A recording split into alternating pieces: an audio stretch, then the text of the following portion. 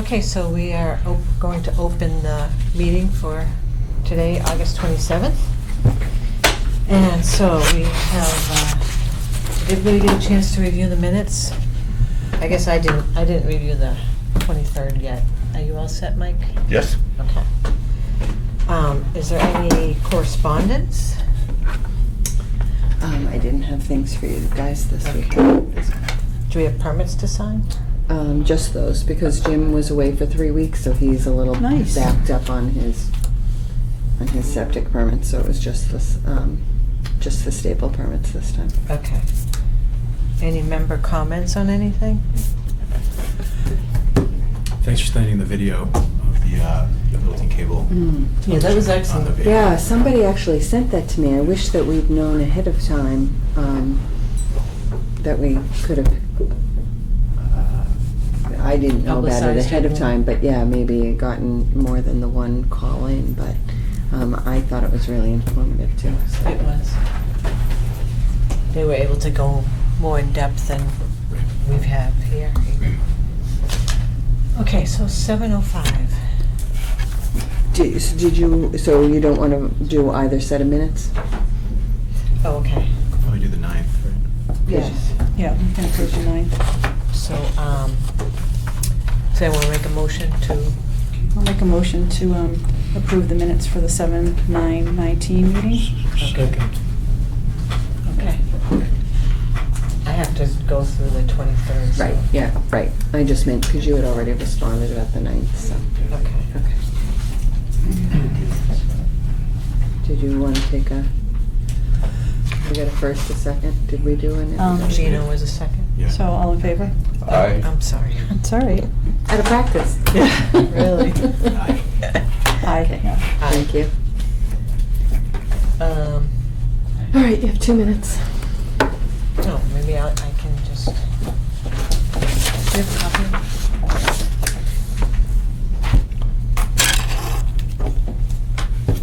This says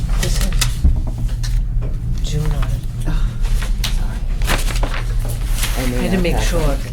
Yeah. before I, Yeah, I may not then have it printed out a copy.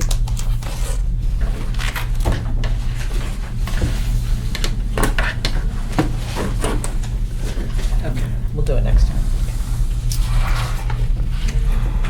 Okay. 7:05, 8 Fraser. First opener. So do you want to come up and, Speaking about practice, my first one here, so first time here. your first time? So maybe we better, since we have so many people tonight, I would just like to review the rules for our meetings. Yes. Is everybody signed in? Sure. Yeah, so first of all, everybody should sign in the back. And when whoever is making a presentation, you can make your presentation and then all comments will be directed towards me. And if you have a comment, you can raise your hand and everybody will get a chance to speak. And if it gets to be too many people, we'll have to give you a time limit. But everybody will get a chance to say and participate. Okay, so this first on the list is 8 Fraser. Are you Chris? Yes, I'm Chris Rothler, and I live at 8 Fraser with my wife, So Lori. it's your property? Yep. Okay. So maybe I'll just describe it. Sure. And, all right. So anyways, what we're seeking basically is a variance to finish our existing basement. What we're seeking to do is to make 2 living spaces. One would be a dance room for our children. It would have a special flooring for that. And then the other would just be a wide open space for family entertainment and recreation. And Any I windows? Do you have Yes, plans? and so I do. Sorry, I submitted. I thought maybe everyone had. But I have, I have. one. Happy to share for sure. Okay. And it's a 4-bedroom house, correct? Yes. Where's Fraser? Is that over near the depot? Yes. That- It's in the Durkee Guthrie? Farms. Yep. Yeah, for us. Yeah. Yeah. So it's a walkout basement. So there's 4 windows on the back How and big are a the slider. They are. What did you They're ask, probably, Gino? it's the size of the windows. Oh. The windows are about 3 feet wide. Okay. It's not a regular window, but if it's a regular window, that means you can use it for bedroom or whatever. How tall But are if the it's a windows? small one, you don't. Yeah, so they're quite tall 'cause it's a Okay, walkout. yeah. So And no You don't have any closet or anything like that? No closets? Closets, no. Yeah, the one smaller-ish room that we wanted to make is for a dance room for our children. They're getting close to be teenagers, and you actually have to have special flooring for them, for the repetitive motion. So we're talking about crazy dancing, we're talking about ballet or Yes, tap or yes. something? I'm happy to show you a video. My wife just sent me a video of them practicing for the new year. Okay. Yeah. Yeah. So is this finished storage? Is that a closed room you're gonna make it a No, closed so room? what basically be, and that's, right now we already have a second refrigerator, and basically it's a full wall to the ceiling, but it goes out a couple feet just so we don't see it. I see. And okay. what we'd want to do is, in Oh, terms so- of finishing, we'd want to put plaster around and then do the flooring just so it looks Right. nice. Okay. And so the bathroom is new? Yes, and it'd be a half bath. Okay. And then you have the dance room and a mechanical room. Yeah. And that, the mechanical room would be new. The mechanical room pre-exists, well, the mechanical not the space doors. does. Yeah. There. I think the mechanicals all exist already. Right. So we You're wall walling that it off, yes, so the dance room would not be staring into the mechanicals. Yeah, okay. So would anybody like to read Jim's comments? Go ahead. Well, you have 9 existing rooms, right? Yes, Nine existing that's how they rooms. describe it, yeah. Right, so you're gonna be adding 2 rooms. Yes. Okay. That's 11.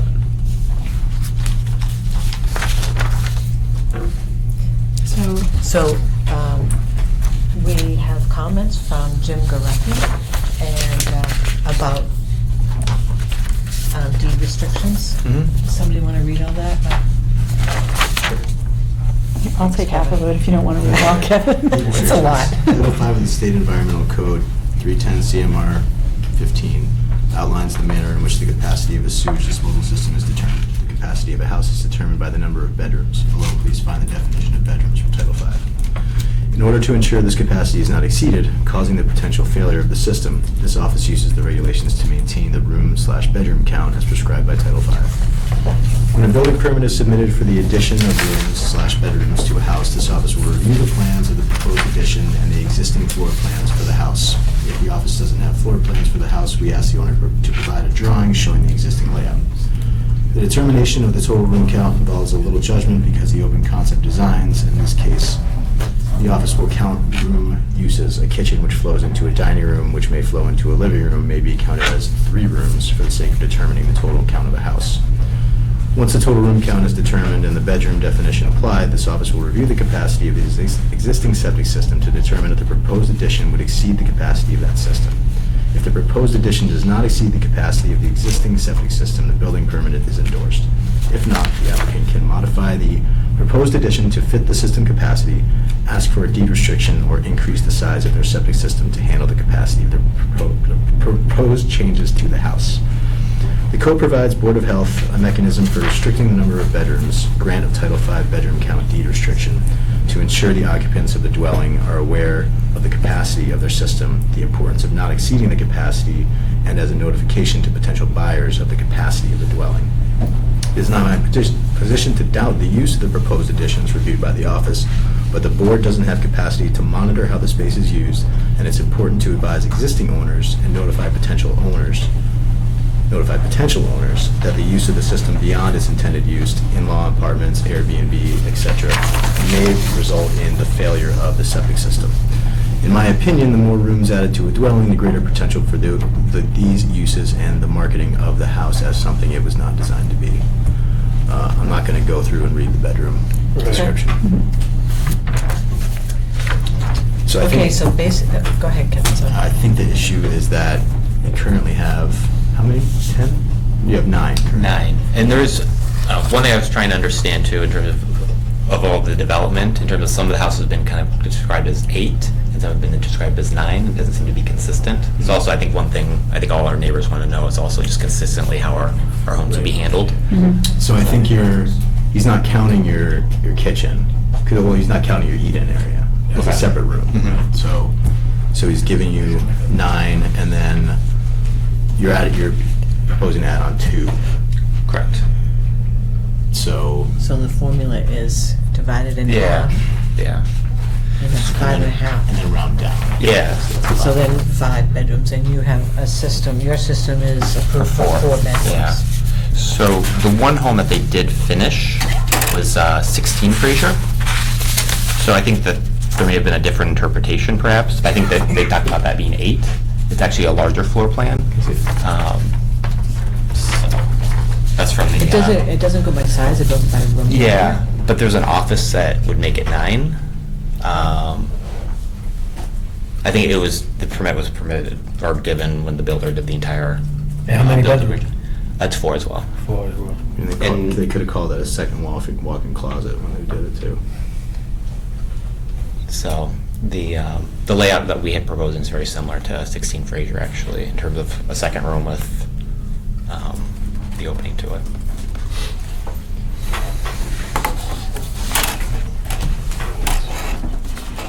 Do you have to have a wall between the dance room and the open space?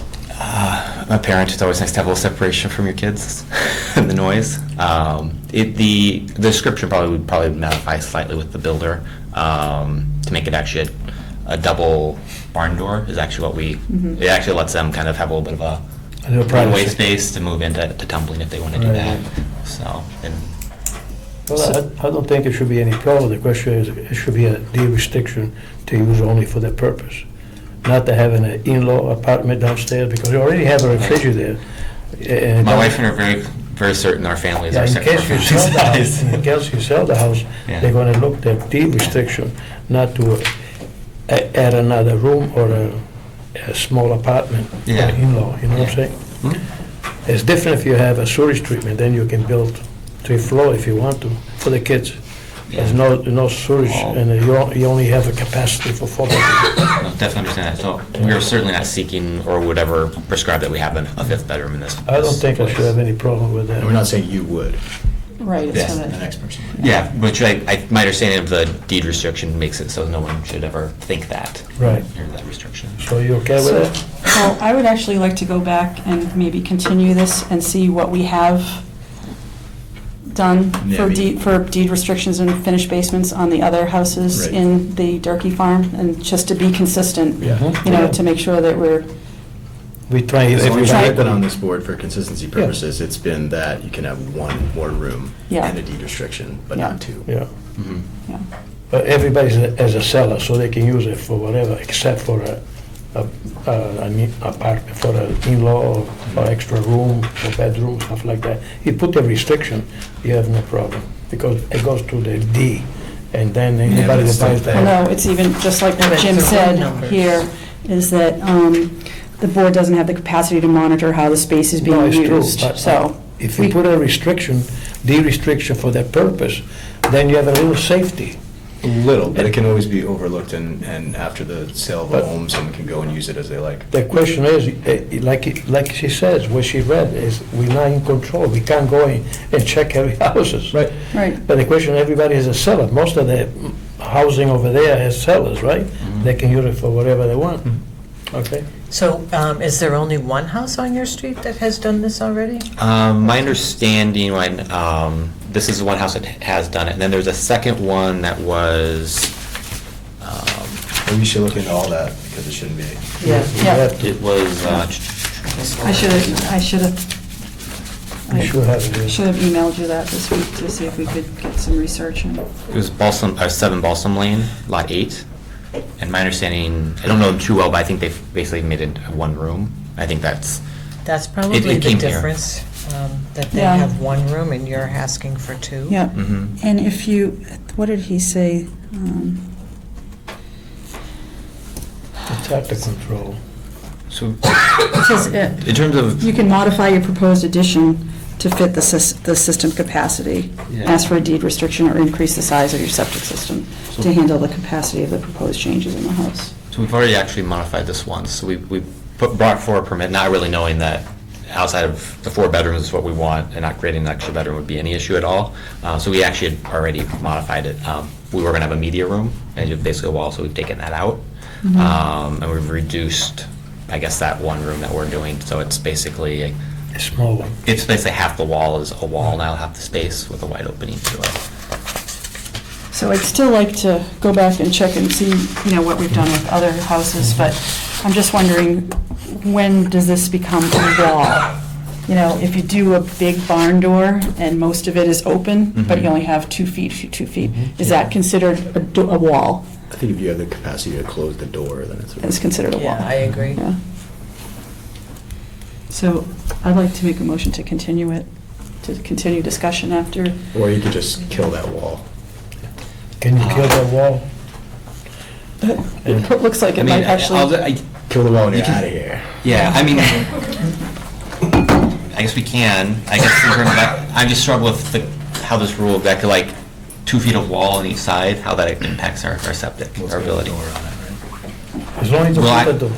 To be completely honest, our builder won't be doing it, but we're gonna do it afterwards because we actually Yeah. like to make it ourselves.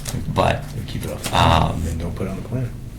but in terms of, well, I just wanna be honest, in terms of a little bit of drywall on the No. side, similar. That's what I was saying, when is it called a wall? Without But if putting it the door. closes, and I guess there's that term of privacy too, because it can be closed completely.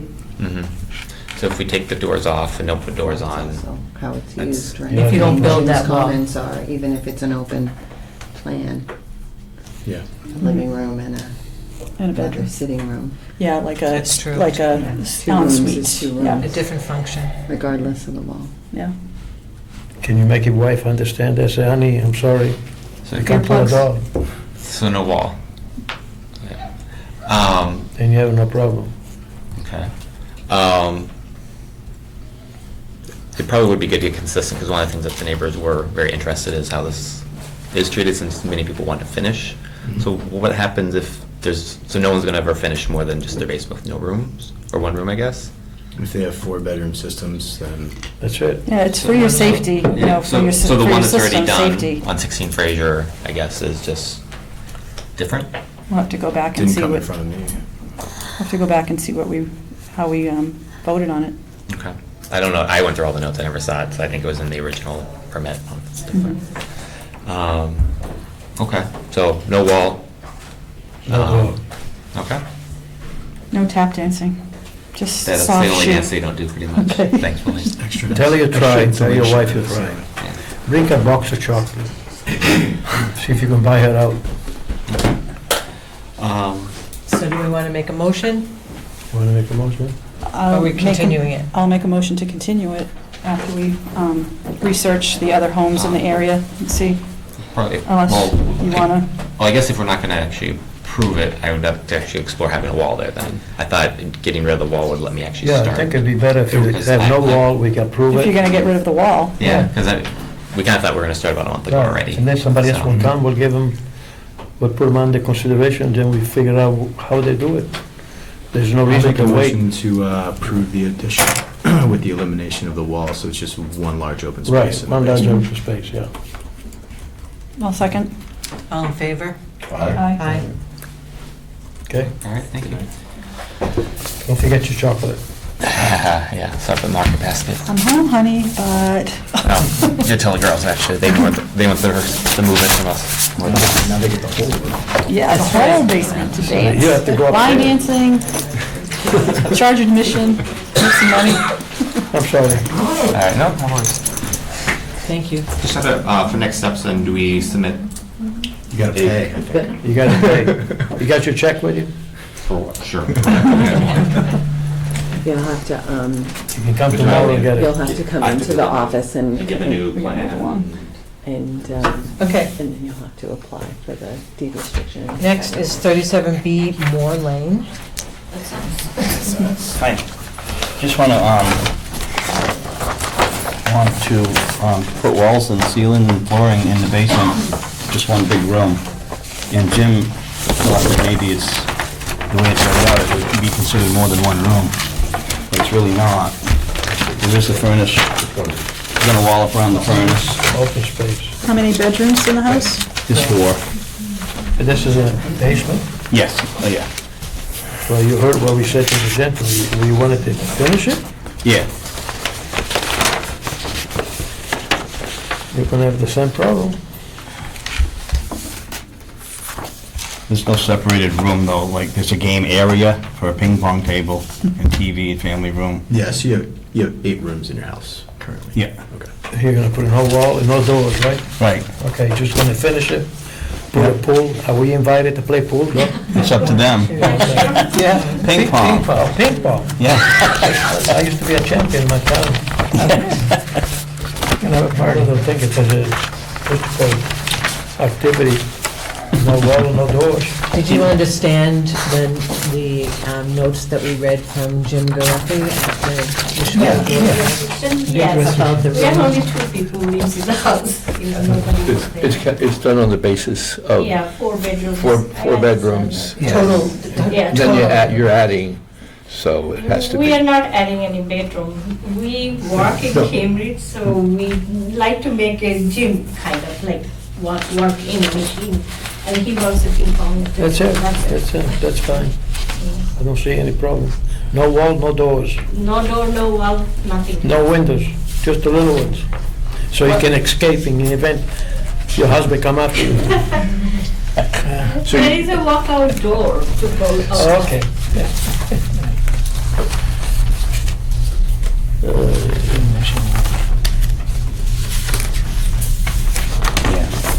Thank you.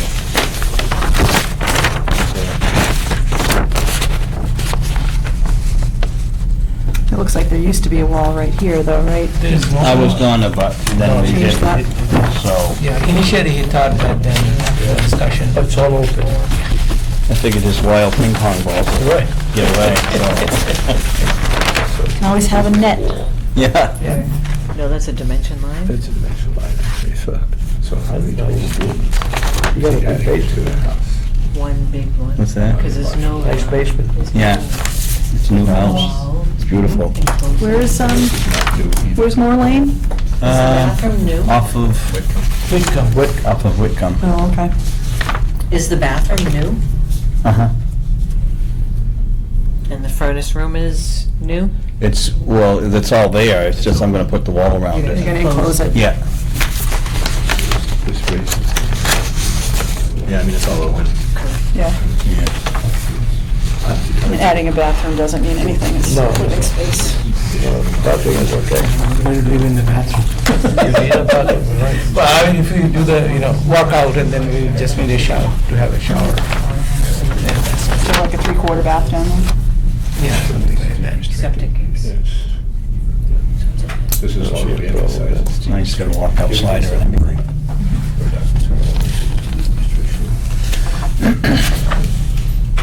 Okay. So, anybody want to make a motion for this one? I'll make a motion to approve this with the 4-bedroom deed restriction. I'll I second it. All in favor? Aye. Okay. Did you say with the deed restriction? Yeah. 4-bedroom deed restriction.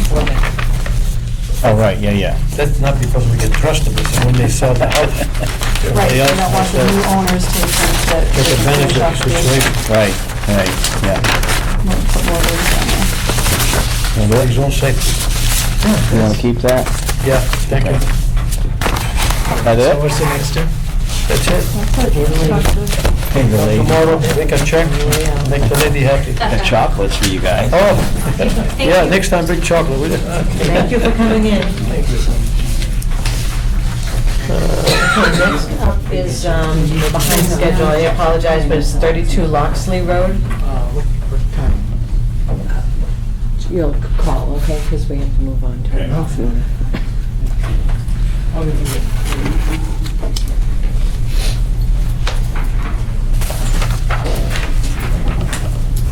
You guys didn't find the water line before you started?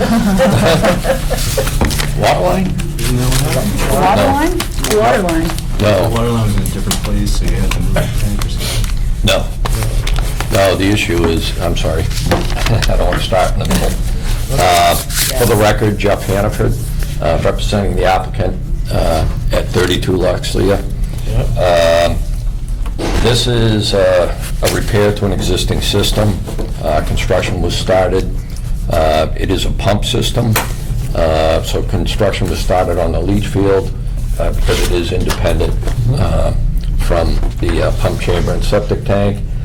The existing building sewer comes out under the deck in the back, Would you mind opening your plan up? Sure.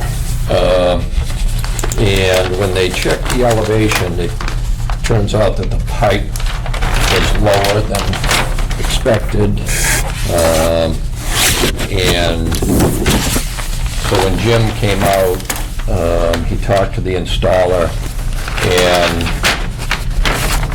they decided that with the water table being where it is, they needed to move the tanks to an area that was lower in elevation in order to keep the invert of the pipes above the water table. So You couldn't do an interior plumbing change. that would be difficult to do. When Jim looked at this, he felt that if we moved it, because the water table's a 2-foot water table, it's always assumed that the water table follows the contours of the ground. So there was a lower area directly adjacent to where they were going to put the tanks.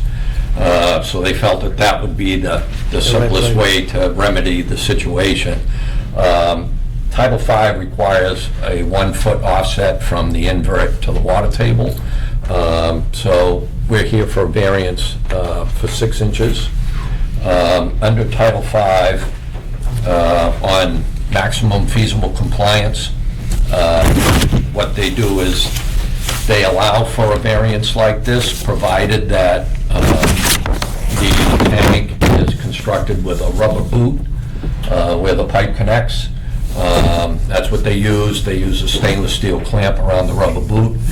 And because we're seeking the variance, Title V requires not only the rubber boot, but they also ask that you seal it all with hydraulic cement. So there is a provision for that, for this type of situation, not for new construction, but for septic repairs. So this was something that Jim worked out with the installer. I haven't had a chance to talk to Jim today. I don't know what his comments were. We did get him a copy of the plan. Are you able to pick the plumbing up 6 inches in the house? Well, actually, the plumbing would have to be, it'd be over a foot. We're making up some of it because of the grade change.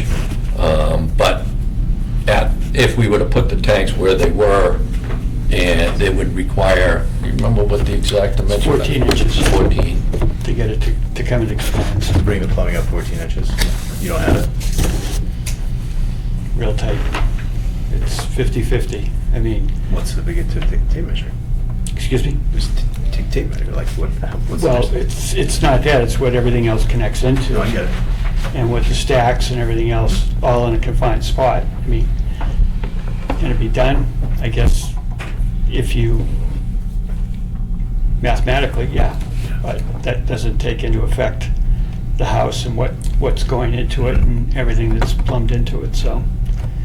See, this is a repair job, Mike. I know, but 6 That- inches is so close. That is not a new septic system installed, so according to Jimmy, if I read the whole thing, but I'm just gonna cut the chase here, I don't have any issue with the request for the following condition. The septic tank and the pump chamber shall have rubber boots and the tank outlet to allow a watertight seal to make the existing piping. So I don't think there's any problem. Why complicate the situation? If it's something done new, then you go to the line. But this is a repair I job. get it, but there's 2 ways to skin a cat. So you can fix it on the inside, out of the water table, or you can fix it on the outside, in the water table. But if there is no problem, they will do that, whatever is they can to make sure to avoid any problem. Why looking for problem? If Looking for a a problem solution. comes That's a problem. about, That's then a they come problem. back. That's a problem. You gotta find a solution. How far did you get? Were you just excavating and you, Well, the leach field's in, okay. so they were ready to excavate to put the tanks in. So because of this, the contractor stopped. He's left. He wants to come back. Mhm. He was hoping for tomorrow to finish because it's kind of been left open, and I didn't know if Jim was going to mention it. One other concern that we usually have in a situation like this, dealing with the water table, is buoyancy of the tanks. So I did do calculations, and it does meet the requirement. The tanks are heavy enough that that buoyancy won't be an issue. So I wanted to submit that for the file in case it was a question. Yeah, I understand, Kevin, where you're coming from. I would just say, from my perspective, I don't run into this very often, but when I did look up that section in Title V under maximum feasible compliance to see exactly what paragraph it came under, I was surprised that it had that information on the rubber boot and the hydraulic cement. So it kind of told me that although it's not something they prefer, it's something they deal with often enough that they gave us, do the 12 inches or do this, and it's acceptable. So I just think because of the fact that we're in the middle of installing it, that having to wait to get a plumber to see if, and it may not even, he could get into it and say, you know what, I can't, I'm 2 or 3 inches lower than I thought I could be, and we can't meet the 12, and then Jim says, well, you're gonna come back for 2 or 3 inches. So I think something like this means that the contractor knows he can finish the job and tie into the existing, and it'll be done now, not a couple of weeks from now. This is the simplest solution, is what you're saying. Yeah. And the other one is, from a practical point of view, fraught with more problems. Well, it enters into an area that is, he would have to get a plumber. It's another permit, so it's a permitting process before the work gets done, and then It's all part of it. Yeah, it just escalates. Yeah. So I would just say that, This is simple. all things considered, the fact that Title V recognizes that these issues come up, that, why introduce another permit and excessive delay and cost? I'm just going to read Jim's comments so that you can hear all of them, because Yeah, I got got to a the good chance to part. see that. 32 Loxley, the board previously approved a permit for this site to replace a failed system. During the construction of the system, it was determined the water line was in a different location than shown on the plan, and the proposed tanks needed to be moved to maintain the offset between the tanks and water line. It was also noted that the sewage line existing the basement was lower.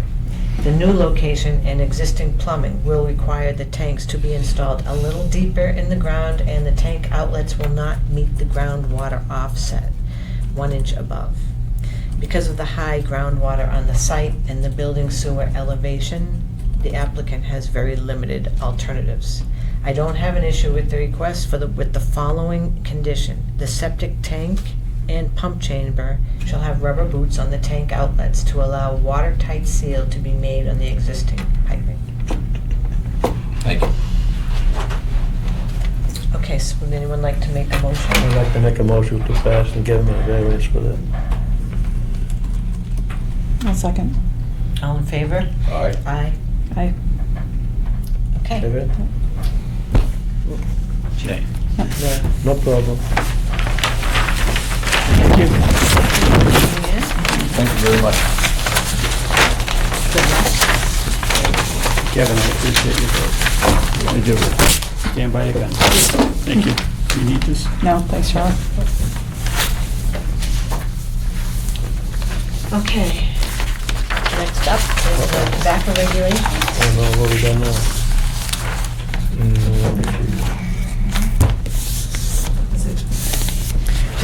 Joan, do you want to start us off, or? Okay, I can start you off. I just want to let you know that even though I was not here at the last meeting, I watched the full meeting on the Cable Access TV, and I'm caught up to speed. DJ Wilson couldn't be here. He's at a conference, so him and I discussed and talked about everything, and tonight, the only thing left out of the regulation is to discuss flavor, so all of the components have been decided by the board. So it's talking about wrapping up, moving forward with flavor. You know, we've had a lot of presentations. You were not here for the first public hearing. In some of the meetings that led up to that hearing, where we gave a color map of who has this regulation that surrounds, so I just want to remind the group, most of the surrounding communities around Littleton have had the flavor restriction, and some of them have had it for well over 2 years in place. One of those towns is Air. Air has had it in place for well over 2 years. In the alliance that you belong in, we were 37 towns, we're now 27 towns. A majority of those boards have had flavor, and many of them have had flavor since 2014. So the flavor component that's in your regulation it's been court tested. We're not asking you to do anything that could open you up to a lawsuit. And the reason why I'm just clarifying that is a letter came in after the fact, and there was something brought up at the hearing that there's current lawsuits, and what that is Massachusetts shares with Rhode Island the same federal court. A lawsuit happened when the boards of health passed flavor. The courts ruled in favor of the boards against the tobacco industry. It wasn't a local retailer suing them. The tobacco industry actually sued the boards, and they won their court case. So every single section of your regulation has that exact language, so no one can challenge it in Mass because it's already been ruled by the federal court that it's legal language. So we only hear. Yeah, so what that reference to a lawsuit was about is that deal that was made in Providence that's in this regulation is that you do not consider mint and menthol as a flavor.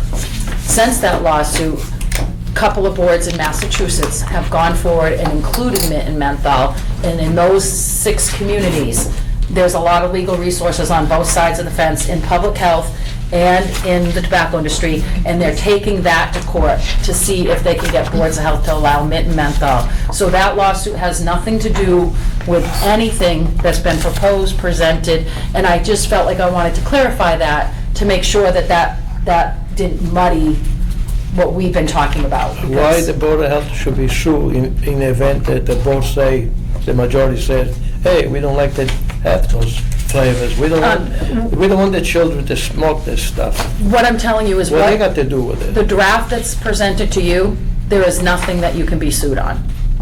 If you included mint and menthol, because that was excluded in the judge's ruling, Right, and then it add it on. opens it for suit. But there's Right. nothing in your regulation regarding the flavor that can open you up for a lawsuit. So Everybody I has just to wanted to sue. clarify.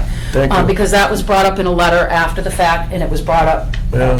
at the hearing. So I just wanted to, nobody likes to Now, what's the do something purpose? that could put you in a position that isn't right. Yeah, why So when are you you started sued? talking about the area that we're a part of, you said there were like 37 towns, but Yeah. now there's 26? There's 27. The Board of Health Tobacco Alliance was 37 towns, but in the last RFP, we could only be 30. So the state said no program could be bigger than 30. Oh, okay. So a couple of programs Shifted around. shifted around and Yeah. went, it made sense to break up and whatnot. I've only had people who want to join me, never want to leave me, but we had to kind of, and I got a program to pick up a couple of my towns that made sense, and then, couple went unfunded now, and a couple went to a different collaborative. I have a large area. I'm the agent from Athol all the way out to Groton Dunstable, so that's a pretty big central Mass area. And I just wanted to clarify that. And then, since then, you've listened to different people speak. When we delivered the regulations to your merchants, 8 of your merchants have stores. I think it's 8, 7 or 8 have stores, I want to be clear, in other towns that have had this regulation for a long time, and nobody had any questions. They're like, okay, sure, no problem, we figured it was a matter of time. And most of them did not come to your hearing, most of them have not submitted any information, and a couple of them have actually told me they own multiple stores, so they have to remember, okay, these ones can't have flavor, but this one still can, and it's kind of an ordering nightmare. That was brought up to me by one of the retailers, just different things like that. So I really think that the time is now. You're one of the last in the alliance, one of the last in the areas to move forward with the flavor restriction. Majority of your retailers don't have a problem with it. The one thing that I have been trying to gather a lot of information on is boards of health are not charged with economics. You can only pass your regulations based on the health aspects. But of course, we could be sympathetic to the economic concern. So with that said, to date, DJ Wilson reported to me that there hasn't been one retailer that has come forward to a Board of Health that has passed this to say, I've lost business, this is hurting my business, I'm losing money. No one has filed a lawsuit saying that they lost money. Nobody in the tobacco industry has said that their retailers are losing money, and they have a lot of resources and power to open up their books and go, look, it's destroying our neighborhood stores. That has not happened to date. We just had a Board of Health phone call this month. We have one once a month, and every tobacco collaborative and single city, such as Boston, because Boston was the first to pass the flavor restriction in 2012. And you got to look at thousands of retailers, and they have it in adult only, because you're restricting it. You're not banning it, you're restricting it. It doesn't stop any retailer from saying, I'm going to be an adult only shop and put it all in an adult shop. So on this Board of Health call this month, it was first Wednesday of the month, I said, well, I have every Board of Health collaborative director. Has anybody come forward to a local Board of Health meeting to say they have lost business? And this was a statewide call, so from Pittsfield to Boston, not one person said, to their knowledge, no one has come forward. We can't find any minutes, we can't find anything that exists where anybody is saying that they lost business. Because the fact is, the tobacco industry owns that shelf space behind the counters, and if they never had flavor till the recent years, there was something else there. Now the towns that don't have flavor, the tobacco industry just fills the shelves with a different product, so they're still selling a product behind there. It's just not a candy fruit flavored, alcohol flavored, colorful package. It's the mint, the menthol, the plain, that's, designed to attract the adult. But adults are still able to get flavored products by buying them in the adult order. It doesn't have only to be in stores. town, they can go someplace else and get it. Correct, but I'm just trying to hit the points on issues that have Right. that have come up. So I don't mean to reopen, I'm not reopening the arguments, no. I'm just trying to summarize and let you know, as your agent, when things come up, it's my job to try to get the best information to put it on the table for you. We do. To move forward. I think these regulations are safe, I think the timing is now. I think one thing that we did since the first public hearing is we have been in contact. There's Mary Cole, who's the community partnership that covers Littleton, and she's funded from the Department of Public Health, and there's myself, who's your tobacco agent, and we've made contact with middle school and high school and the assistant vice principal. And in Littleton schools, they are seeing as young as 5th grade and up use of vaping products, flavored products, and these products that we're trying to And we're ruining their mind, right? Well, we're ruining their mind. yeah. You can't allow, cigarettes is bad, alcohol is bad, now we're gonna go with the flavors. I give them a flavor, slap in the face. Well, All right? but if I And could then what's gonna be, marijuana, and then after marijuana, now Mexico is allowing, the judge I allowed know. cocaine. I Then know. what's gonna be, you So- people are gonna come here and say, oh, Okay. Board of Health. Go ahead and I'm continue. sorry, I know. I haven't finished. I know, I'm Okay. sorry, I was just trying to keep Let her it finish. I honest. don't Let her put you finish. down. No, I know, I know. I'm only trying to tell you that if we say one little kid, could be his kid, could be somebody their kid, we accomplish our mission. The question is, they sell cigarette, let them sell cigarette. Who cares about the flavor? They want flavor, let them drive 50,000 miles. Let them go to Europe and get it. She's on your side. I am Let her on talk. your side, I would I know, I would I love to hear a motion for that, but I got need to get it out of my system.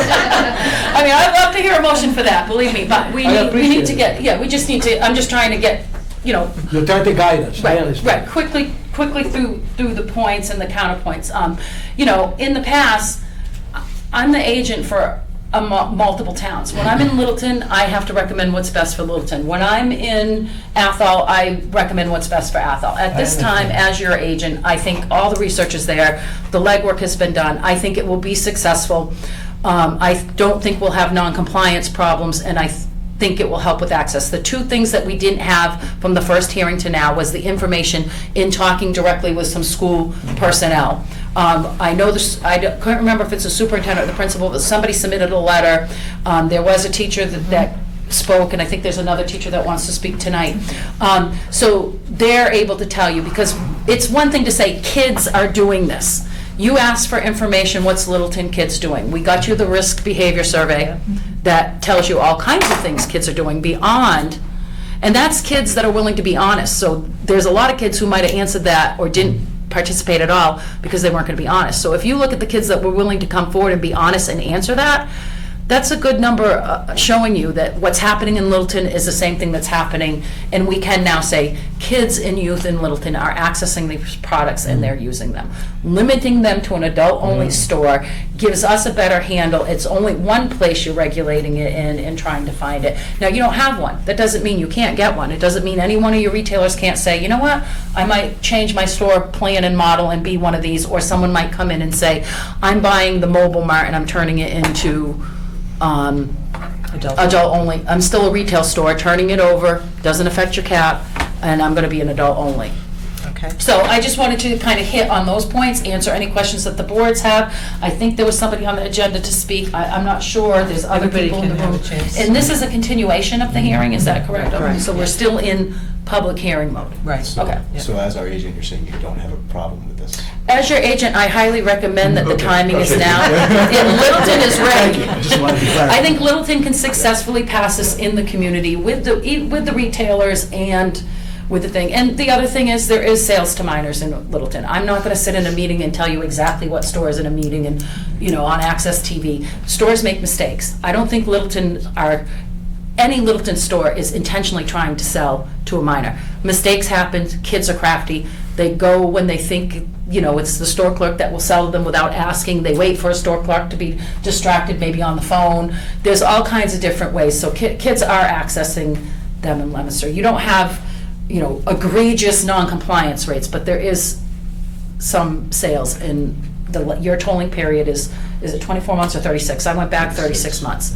So there's some federal sales, there's some local sales, and there's some state sales. So. Okay. Okay, so. So you keep talking about vaping products and you keep talking about tobacco. Now, and talking about 21. Are we talking about banning vaping or the Juul stuff or whatever it is from? No, it's, youth use all flavored products, but vaping comes up a lot, and in the use risk behavior survey, they talked about vaping, and then they talked about tobacco use. Tobacco use is now defined by the state of anything that you inhale and exhale out of your mouth that contains nicotine or any type of vaporization regardless of nicotine content. So these water vapors, all these things, some of them have been tested by the FDA. They're supposed to be nicotine-free. Lo and behold, there's nicotine in it. So you look at the new state definition of tobacco, and the state law just passed and went into effect January 1st that defines tobacco. They're no longer, there used to be a definition for tobacco products, a definition for an e-cigarette, a definition for e-products. It's all one definition. So when you're talking about a tobacco product, you're talking about them all. They no longer go, well, cigar is a category, chewing tobacco is a category, and vaping devices are a category, e-cigarettes a category. They're all combined and defined as one now. So you're not talking about vaping versus a grape vaping product versus a grape cigar. You're saying, the reg would be saying, not you, but the reg would be saying, we're not going to allow any candy, fruit, or alcohol flavors to be sold in any store unless you're an adult-only retailer where only somebody the age of 21 or older can enter. So you're restricting them. You're not banning them. You're restricting them to an age-only environment. And I know in multiple meetings you brought up marijuana, and I don't want to open up that whole can of worms because that's a different monkey in the circus. But I take it out of my system. right, but that's a different monkey in the circus. But in that monkey, you can only buy marijuana in Massachusetts in an adult-only marijuana store where you cannot sell any other items. You can only buy marijuana-related items, and you cannot flavor marijuana.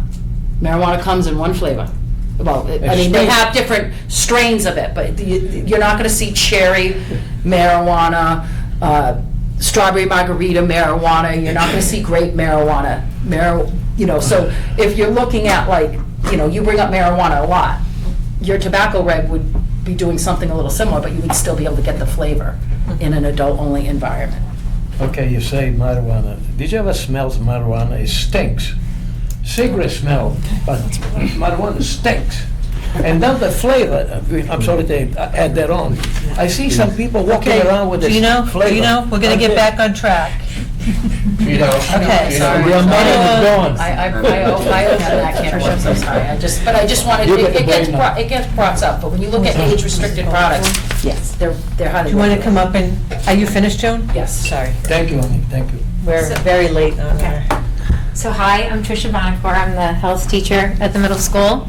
Those of you who don't know me, which I know many of you because I know your children. So I sit in front of you today asking the board to take a stand to help with what the Surgeon General is calling an epidemic. The Surgeon General, Jerome Adams, has stated, and I quote, "I am emphasizing the importance of protecting our children from a lifetime of nicotine addiction and associated health risks by immediately addressing the epidemic of youth e-cigarette use. The recent surge in e-cigarette use among youth, which is fueled by new types of e-cigarettes that have recently entered the market, is a cause for great concern. We must take action now to protect the health of our nation's young people." So I'm here to represent the young people and to encourage you to take action for their well-being and their health, because that's my job too. I am very baffled and confused as to why the Littleton community has not taken action by simply restricting the sales of these flavored products that we know are marketed towards young people. I am very confused why the revenue of a flavored tobacco products comes before the health of our children and community members. I am very baffled that our neighboring communities in Massachusetts have already stepped forward and made these restrictions, and we have not. I am confused why this is even a debatable issue. We know that according to the U.S. District Court Judge Gladys Kessler, that from the 1950s to the present, at different times, using different methods, the tobacco companies have intentionally marketed to young people under the age of 21 in order to recruit their replacement smokers to ensure their economic future of the tobacco industry. We know that's what they're doing now with these flavored tobacco products. They are currently recruiting their replacement smokers. I am here to be proactive and not reactive 5 years from now or 10 years from now. We need to do something now. I have worked way too hard on educating young people on the dangers of these products. And now we're just allowing another device that's used to deliver nicotine to our young people in our communities. We know that no matter how nicotine is delivered or how these products are used, that they are dangerous. We also know that these flavored products are targeting young people. The Center for Disease Control and Prevention said this Friday that it identified 193 potential cases of severe lung illnesses tied to vaping in 22 states, including one adult from Illinois that we know has just died. The Center for Disease Control has also been investigating a cluster of other lung illnesses that it's believed to be linked to these e-cigarettes. There have been multiple stories emerging about teens that have had their lungs collapse and that have been hospitalized because of lung infections related to these e-cigarettes. I don't want the next story to be about one of our students. We need to take action. And by taking action, if we can just simply restrict the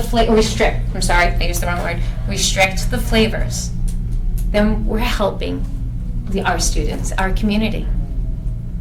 Thank you. Can I just ask a question? You're a middle school teacher in Littleton? I am. Can you tell us what you see in the middle school? So I did a survey this year. We used the Catch by Breath program, and we were part of a survey. And I had 8th graders do a survey where they talked whether they were using vapes or e-cigarettes. And for a small community, I mean, you don't know whether they're, all telling the truth. I did have 2 students, 2 8th graders, that did acknowledge that it's all anonymous, that they had been using a vaping product within the past 30 days. We know that they're using it. We see it. I don't know if you guys know this, but they look like these little devices. They look like USBs. Yeah. So they have them. They can charge them in school. We're doing a good job of trying to educate the other teachers to show them what these products look like. But they definitely are in our school. They look like little pens. They look like little USBs. And we're working on educating more of the adults to let them know. So yeah, they put them now, they go on here so that when they go into their coat, it can just go like this. The bathrooms, I know that there's been many young people, because I teach 6th, 7th, and 8th graders, where they'll then go to high school and then they'll come back and say, Miss Bonnecourt, I can't even go in the bathroom. They're all vaping in the bathroom. It's so awkward, it's so uncomfortable. I do want to share too that I was practicing what I was going to say to my teenage daughters before I came here. I live in Westford. I work in Littleton. They said, oh yeah, Mom, everybody in Westford buys all their Juul products here in Littleton. Westford has a flavor restriction. Westford has, but they're all coming here to Littleton. But if you have a restriction in Littleton, there will be this. Exactly. We don't want to be the town that's enabling and these kids, that's even giving them anything, any product. We want to make it less accessible for them. So when you see a student with a vape device, can you take it away from them? Yes, you can. Because it's under the tobacco, we're a tobacco-free school, so that's considered a tobacco, product, paraphernalia, what have you. So yes, it's taken away. I was just at a conference where we have to meet with the SRO officers, so we have to really go over that. In other schools, they're fining kids, because if you were caught with a tobacco product in a tobacco-free zone, it's actually a fine. Even in your car. Yeah, there's a fine. So again, we're trying to educate. I know Miss Perry and I both have attended a couple of conferences this past year. I just started using the Catch My Breath program.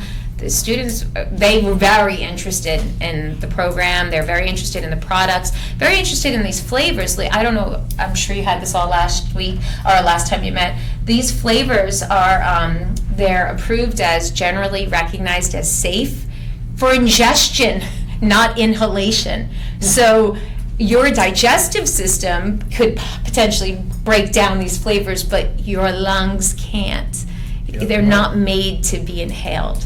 As I tell the kids, the only thing you should be inhaling is nice, clean oxygen. Yeah. I even have a problem with the idling. The bus is idling outside of school because they're breathing in all that carbon monoxide. That's a whole other issue we'll talk about. But so I just wanted to share with you my concerns. I'm confused why this is even a debatable issue. I don't understand. Maybe you can explain it to me. Why is this debatable? I don't think the board's debating. I think they've been collecting the information. Okay. And at a lot of the meetings, this is the first time in a long time we've had a full board. Right. Because going from the public hearing into now, there's been 4 members, but then the next meeting 4 members, but maybe a different one missing. And Right. so I think. Okay. I'm sorry, everything's online. Yeah. And Right. it's been very visible and very obvious Okay. from the get-go, even before I came on the board, the sensibility of what both of you were talking about. Right. So I was mystified. As I am. Yes. Okay. And then I just wanted to add, Aaron Shirley, I have nine high schools, but Aaron Shirley in North Middlesex out in this area, they implemented the ticketing system. Good. I came in, we worked together, looked at their school policy, helped them write it correctly to make sure, because That it's included the state in it. law now allows, it used to have to go through your Board of Health reg. So the school administrators would be designated an agent to write the ticket for vaping or smoking on school property, and then it would be a Board of Health ticket. But now the state law, as of the 1st of January, the SRO, the dean of students can go to your town manager or your select board or your city council, whoever's in charge, and be designated an authority, and they can write the state ticket under the state statute, or they can still come through the board. A lot of them like to come through the board, because if that ticket's not paid and resolved, your tobacco agent can go to court for you through the board. Where in school, if you have to go to court, somebody from the school or the SRO has to go to court. So most choose to do it, but we have had a successful ticketing system in 9 different school districts. Right. And the first one to ever do the ticketing system was Leominster High School, and they've been issuing tickets since 1999. So, Unbelievable. yeah, so there is, Great, yeah. there is Good. resources to help. Yeah. DJ Wilson can help you Yeah, with that, like he helps us. definitely, So, It's awesome. So you're not gonna give me a ticket then, right? As long as you Okay, don't have does those anyone want products. to make a motion, or does No, anyone else We want have to? other people that want to talk. Thank you. Thank you. Thanks. Thank you. Mark Voss with the Coalition of Responsible Retailing. I was here at the last meeting. As I recall, my notes suggest that there was a vote taken and rescinded, and at that meeting, it would have failed. The primary operative provision of the proposed regulation of restricting. Oh, it was a tie. Yeah. Was it? Because I had my, subject to being corrected, I thought there was at least 2 of you. There were only 4 of us here. But I thought it was 3-1. But any event, nothing's changed since then. did you vote? I thought you voted on other We issues, kind of but took a you- tentative vote. But I thought you Did said a you line wanted to item. continue it for more information. Yeah. I watched the videotape, but I did not see a vote on it, No. No, not on this particular. on flavor, yeah. Okay, I'd like to address just a few points. Couple different things. The suggestion that this survives litigation may very well, but that whether you can get away with something doesn't really answer the question whether it's right or wrong. The impact on retailers who are in this vicinity are compliant is absolutely a relevant consideration. There's also significant evidence that online access is the more significant problem. And you have retailers who are compliant, afraid of this issue, actually. I mean, the proponents of the regulations have been very successful in that regard through extreme diligence, and God bless them, that the convenience store owners are now painfully aware of this topic. And I don't think you run into as many compliance issues, largely because of the notoriety of the issue. And so what you wind up doing is punishing compliant retailers and inconveniencing / limiting the liberty significantly of adults who get to make these decisions.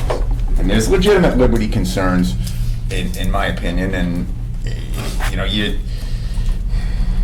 you call it a restriction and not a ban, but if you don't have an adult-only store in Littleton, that's a distinction without a difference, because it makes it a ban. And another point I make is that these meetings are publicly available information. You can go on the website, and there's good work being done making sure that they're accurately describes what's going on. But there's a big distinction between publicly available information and common knowledge. So the people that would be most likely impacted to a large degree by the proposed regulation, adults that actually use these products legally, how likely is it they are actually aware? And they're going to walk down to the convenience store near them, or drive a short distance to the convenience store near them someday to find out this was banned. You're going to go a couple towns over to the nearest smoke shop until we get one in town to get this. I question whether that's a legitimate exercise of the board's authority. The impact on the number of people that are impacted suggests to me that maybe this ought to be done by selectmen, town meeting, things like that. You're impacting a lot of people who are unlikely to be aware of the process. And, so we're clear, there is no suggestion on our part that this is A, a healthy product, or B, should be in the hands of minors. No suggestion whatsoever. But what we're saying is that this is not the way to go about it. You already have good compliance records. All you're doing is impacting law-abiding adults and compliant retailers. So I think you should think long and hard. And the current proposed regulation exempts mint, menthol, and wintergreen from the description of flavored tobacco, essentially. But make no mistake, that's coming down the pipe. What they're doing is chipping away, in my view, at liberty, and it's best done, most effectively done incrementally when you're not really paying attention. You lose a lot of rights slowly. American liberty isn't going to be killed in one by a shotgun. It's going to be death by 1,000 cuts, and this is one of them. You know, I'm not expecting a lot of sympathy on that, but things, it's chipping away at liberty that a lot of people died for, and it doesn't sit well with me, and I wouldn't agree with it even if I wasn't paid to be here.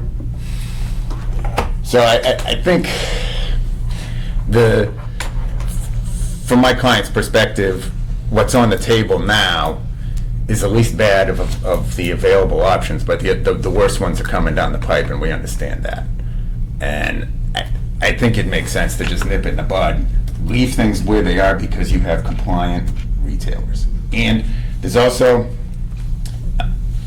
education and enforcement activities in the schools, which is a significant component and should be the primary focus, in my opinion. Once you've educated people to the risks associated with it in the group that it's illegal for them to have, you've done the largest part of what I think is your legitimate mandate. You fulfilled your legitimate mandate there.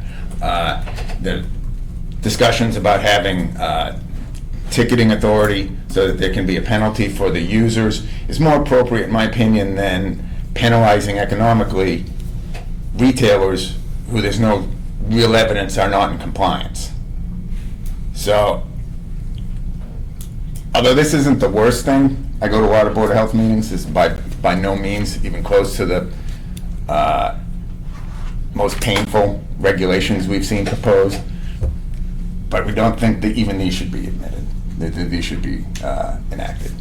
Leave it the way it is, concentrate on enforcement, and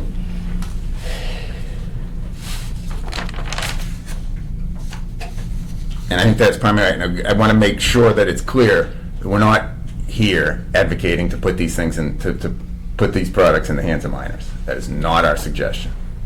And we're not suggesting it's healthy. There's kind of a slippery slope problem I have here too, is that, you know, you're talking primarily convenience stores where these items are sold, and no one's going to confuse them with health food stores. You go in there, and I'm not sure there's too many things on the shelves that a health agent would say, wow, I want all the residents in my town to load up on all this and gorge on it. You know, the devil dogs, the ring dings, the energy drinks. You know, it's not a health food store. So what's next?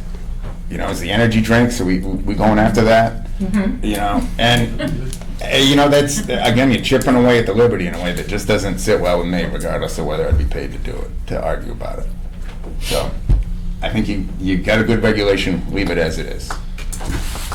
Okay, thank you. Does anybody else want to say anything? I think a lot of these convenience stores nowadays. Say your name. Your name, please. Darrell Smith, 18 Florence Street.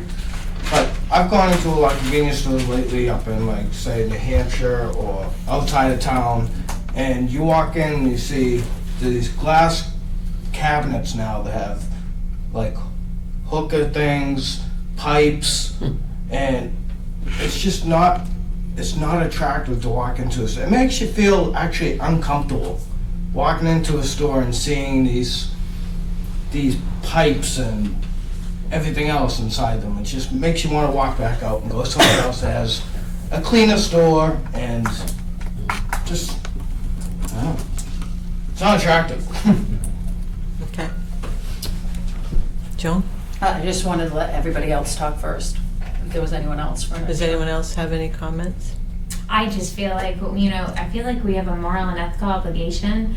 I mean, this is just history repeating itself.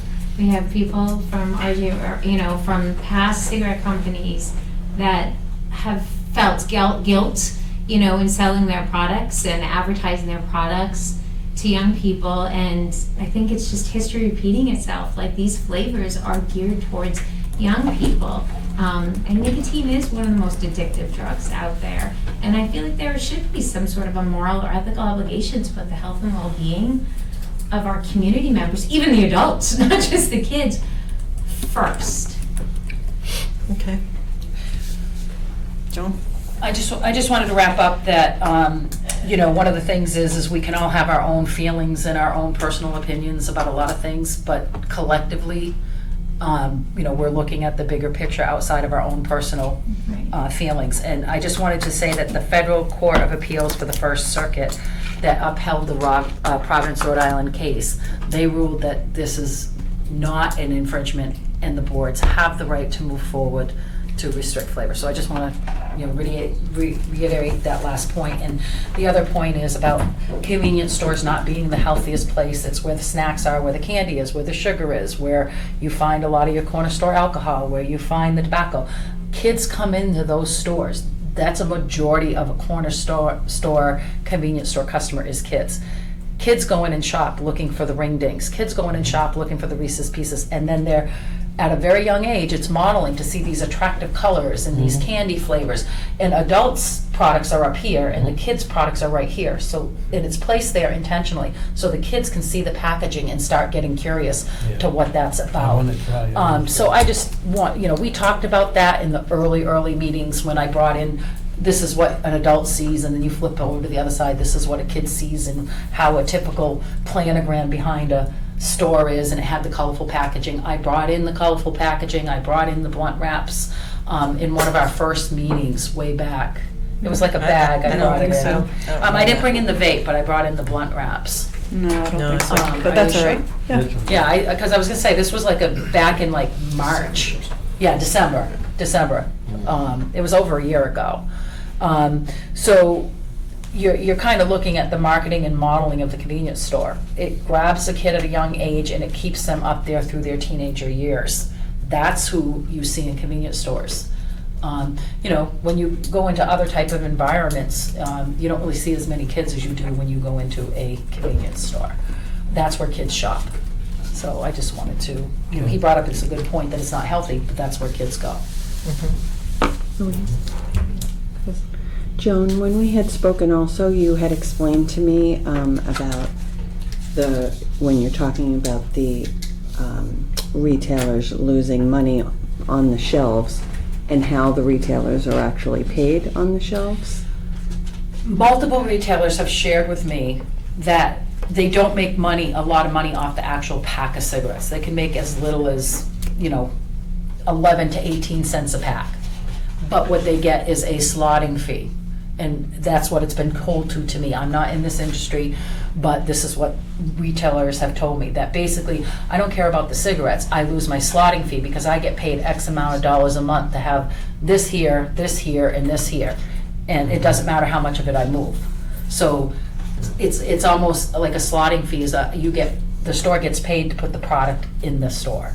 And then they get their 11 cents, 18 cents. This is how it's been described to me in multiple towns by multiple retailers that own stores over the years. So in a way, it's like that. It's that kickback.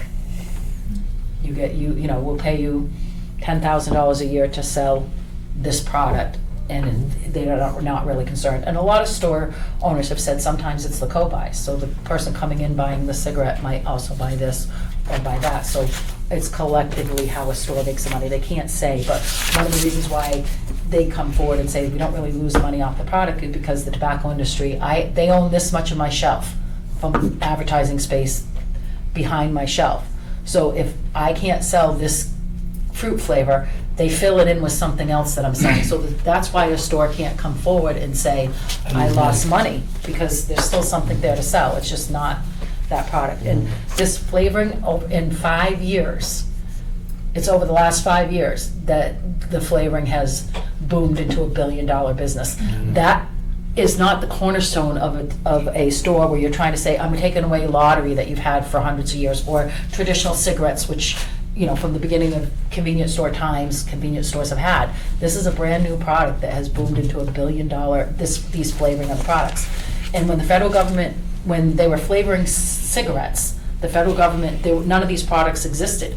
The federal government said, we're going to raise the taxes and we're going to take away flavors. You can no longer flavor cigarettes. The language said cigarettes. So the industry went, okay, we're going to abide by that. Youth rates went down significantly because youth don't want mint, menthol, and plain.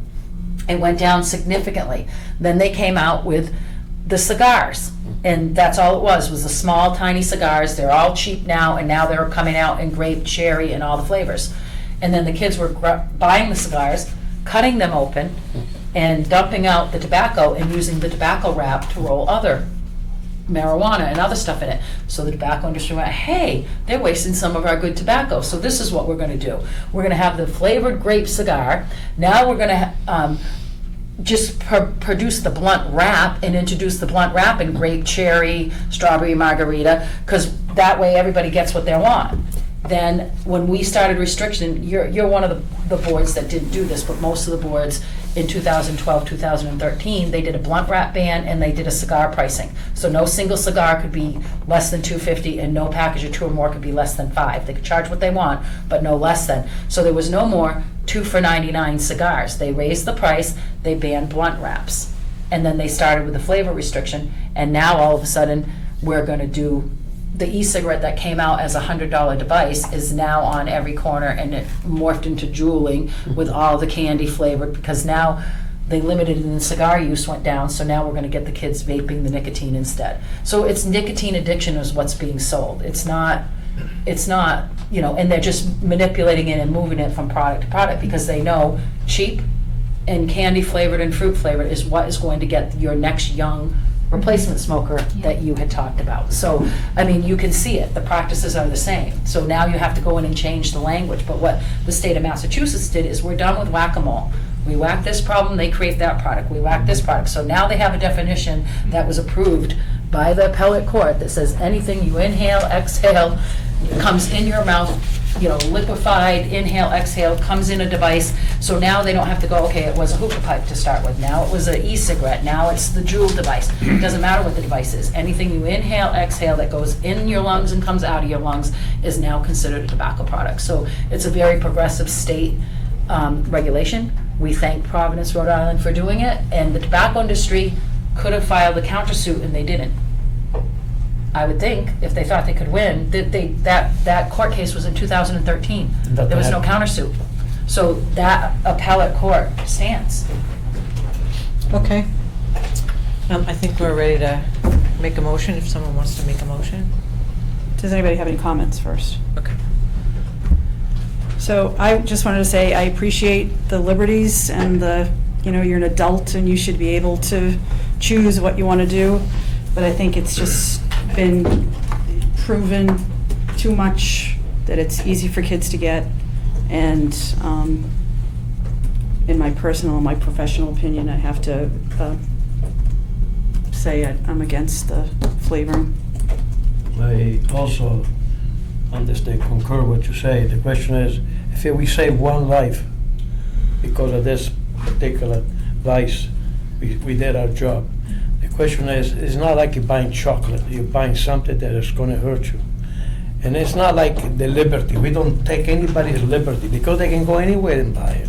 You just said it, right? You can go anywhere and buy it. Well, You if you have to go regulate it, to any adult Westford, shop, Acton. they can go.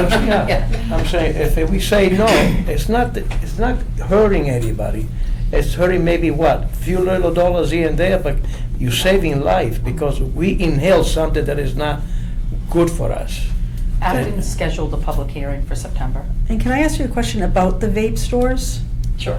Well, they're adult tobacco retail stores, so They're some called can be- Mad Vape and something like that. Yeah. How's their compliance with the 21-year-olds? I mean, are they? I've only done our regular compliance check. I haven't. I have pretty good rates of compliant. I just had a vape store in Gardner sell. That's the first one that sold to a minor in 2 years. And I have probably 11 adult-only shops in our collaborative. There's 11. That's the first sale to a minor, and it was a 17-year-old girl. So under the age of 21, not in the grandfather clause, and that sale had occurred. But I haven't, and they're checked just as frequently as everybody else. So if I come to Littleton and you have one, they get checked the same amount as anyone else. Everybody gets checked a minimum amount of inspections, but you get inspected more if you've had a state, federal, or local sale. So one sale means it triggers every agency, checks you 2 more times. So, you know, we had a recent sale in Littleton to a 16-year-old girl. Now that particular store will get at least 6 extra inspections this year between state, federal, and local, because we all share one database. Okay.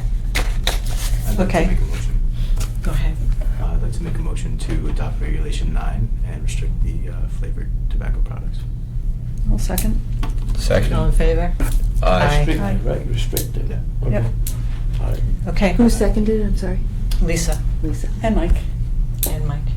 I think I mean, both. it doesn't, yeah, as long as we get it And you through. still Just one have to for- do I one don't really also. care about it. You didn't vote on one last time either, so we still have one. Yep. And what was one? I'll make a motion that we adopt item number 1, expanded definition of tobacco products with nicotine delivery products. I'll second that.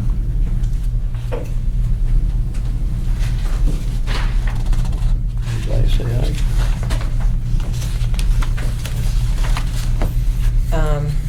Just overall definition.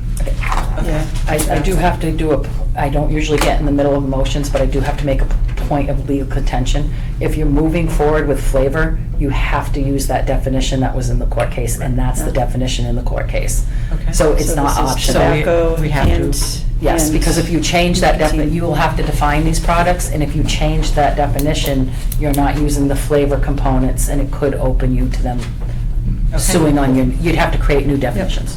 Okay, so all in favor of item number 1? Aye. Aye. Aye. Aye. Is there another one? That's it. 1 and 9. That was the only ones we were withstanding. One more item. When do you want it to go? It's past today, but effective date? So, 1 o'clock in the morning before. What's reasonable? I would recommend an October 1st date. You want it to be at least 30, oh no, what is it? Is it August 27th? It's the 27th. August 27th? Okay, so I would recommend, because I have to have enough time, we have to do the legal notice, I have to have enough time to, I do a packet and I bring it to each retailer, and I have to have enough time to do that. I mean, I can't do it next week. So you're if you doing want to give a month, I mean, month? you usually do the first of a October month. 1st? Month? But October 1st, you still want to give them a 30-day notice to sell down. I won't be able to do November the 1st. notices, November 1st. And that gives them a chance to sell down inventory. But just so you know, most retailers order their inventory weekly. And when we give in too long of a timeout, they get irritated because they have to order up to.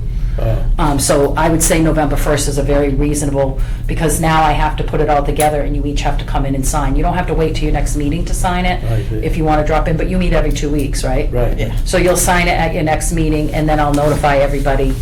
And I bring a copy to every store with resources, and they sign that they receive it. Okay. Every store owner signs that they receive it. And then I answer any questions that they have. I give them, we have a guidance list. It's not every flavor that exists, but we have a pretty extensive guidance list of what is considered a flavor that's already been proven to be a flavor by smell. Somebody opened it, a team of people smelled it, they matched it to, strawberry banana now becomes sunset haze, and it's the same product and it's just packaged the same, and we open it up and it smells the same. That's how a board determines. If there's something that shows up in a store and we're not sure if it's a flavor or not, I bring it to you, and then there's a guideline through Mass Municipal of how to determine if something's a flavor or not. So we'd all open it up, we'd look at it, we'd smell it. Everybody that comes that night is asked not to wear perfume so we won't be confused. There's a whole protocol that goes along with determining if something's flavor, but the distributors in Mass are pretty good. When they hear that a town has a flavor and their store says, we have a flavor ban, the stores are pretty good about not putting something in there that doesn't belong. Okay. All right, so November 1st. We'll sign that before November 1st? You'll sign it at your next meeting. Yeah, okay. Next 2 weeks from now. Which is, Back to Janet. Because I have to go in and take off the draft stamp and undo all the color. that'll be September 10th. September 10th. DJ already did it, so all I have to do is do the flavor chart. Because he sent it to you with not including the flavor and the, but, I didn't receive anything. Okay, I'll No, double you check. can keep it. I had plenty of Okay. copies. thank you. Thank you for coming. Thank you. Thanks for coming. Thank Thank you. Okay. May I make a motion to adjourn? I will see you So in 2 we, weeks. yeah, can we do the 23rd I next time? second. Can we do the minutes on the 23rd the next time? Yeah. Yes. Yes. Okay, then I'll second. All in favor? Aye. Aye. All right.